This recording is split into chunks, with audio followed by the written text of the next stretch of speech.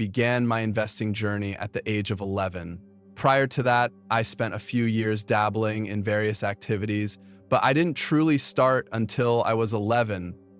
My first stock purchase marked the beginning of my experimentation with different strategies, such as timing stocks and charting trends. It was an exhilarating experience, albeit not particularly profitable, and I continued this exploration until I turned 19. During that time, I voraciously read every investing book I could find at the public library. The subject fascinated me, but I lacked a solid framework. I was searching for insights, hoping that the patterns on charts would reveal something about a stock's future performance. It was a bit chaotic, but I wasn't alone. Many others were doing the same. I even tried turning charts upside down, thinking it might help, but it didn't. In 1949, I discovered The Intelligent Investor by Benjamin Graham. Until then, I had never heard of him.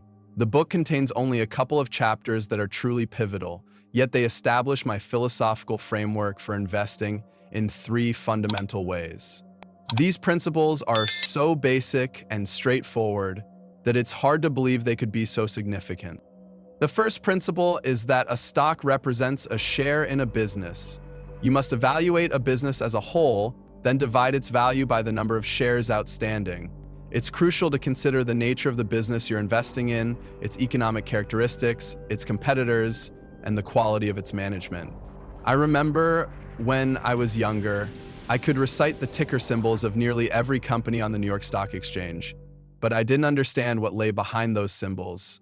If I didn't understand the symbols, I felt completely inadequate to answer questions. The second key point from Graham's book is how investors should respond to stock market fluctuations. He introduces the concept of Mr. Market in Chapter 8, which is perhaps the best analogy for understanding an investor's attitude towards stock prices. Most people react incorrectly to market movements. They feel elated when their stocks rise and disheartened when they fall, mistakenly believing the market is there to guide them. The stakeholder market is there to guide them. The stakeholder market is not meant to guide you or idolize you. The stakeholder market is there to guide them. Mr. Market is like a partner in investing who shows up every day, offering to buy your shares or sell you more at a price he sets. This partner is erratic. He can be manic or depressed, and his prices can fluctuate wildly. The beauty of this arrangement is that you don't have to pay attention to his whims unless it benefits you. You can choose to engage with him only when he's particularly irrational, whether that's during a market downturn or an irrational surge. The third principle is the concept of a margin of safety. Just as you wouldn't drive a 9,800-pound truck over a bridge with a 1,000-pound capacity, you should always leave room for error in your investments. This means waiting for opportunities that clearly signal value rather than trying to squeeze every last bit of potential from a stock. With these 3 principles in mind, you can build a robust investment strategy. Understanding the business behind the stock is paramount. Imagine you were given $1 million to invest in 3 private businesses in Tennessee, and you had just a week to make your choices.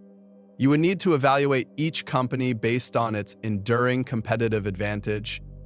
You wouldn't want to invest in a business that lacks a sustainable edge, like a Burger King franchise in a location where competitors could easily emerge. Instead, you should seek businesses with a protective moat, whether through patents, brand recognition, or strategic location. For instance, Coca-Cola has a strong brand presence that is difficult for competitors to penetrate, making it a prime example of a business with an enduring competitive advantage. Additionally, it's essential to have management that is both capable and trustworthy. The best businesses are those that can thrive even if less competent individuals are at the helm. As Peter Lynch famously said, invest in companies that are so good that even an idiot could run them, because eventually one will. Finally, you need to ensure that the price you pay for a business is sensible. During your week of research, you would quickly eliminate options that don't meet your criteria, focusing instead on those with the potential for long-term success. Investing is about filtering out the noise and honing in on the few opportunities that truly matter. If I had to choose among the Dow Jones stocks, I would focus on identifying the weakest companies to avoid, rather than trying to pick the top performers. In the end, there are thousands of companies to consider, each with a valuation that changes daily. You don't have to act immediately. Sometimes, all it takes is a handful of good ideas over a lifetime to achieve significant wealth. I often tell students that they would be better off with a punch card that allows for only 20 investments in their lifetime.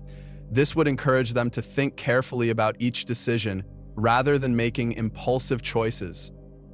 At Berkshire, we focus on substantial investments that can truly move the needle.